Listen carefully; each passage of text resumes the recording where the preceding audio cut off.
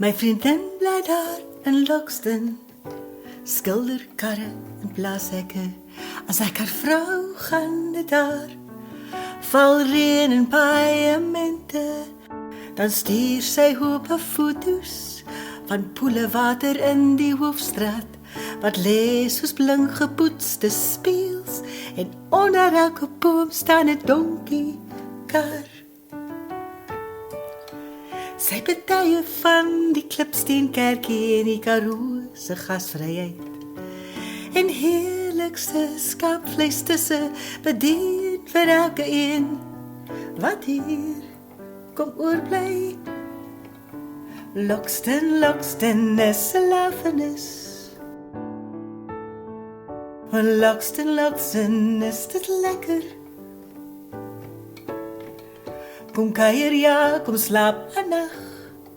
Hier skyn die sterre, die blinkste.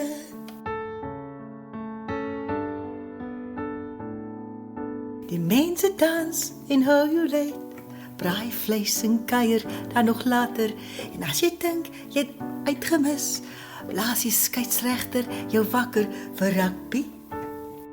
Maar kyk uit in die môre, as die donkiekar sy brood kom haal, dis vars gebak met tandebotter gesmeer, met jam konfyt, en ek sê vir jou, dis regtig waar, as ek my kar vol petrol hou, dan loop hy self, jy sal sien tot daar.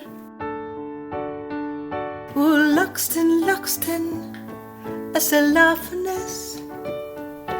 Loxton is dit lekker. Kuier, kom slaap 'n nag, hier skyn die sterre, die blinkste, die hele nag. Hier skyn die sterre, die hele nag.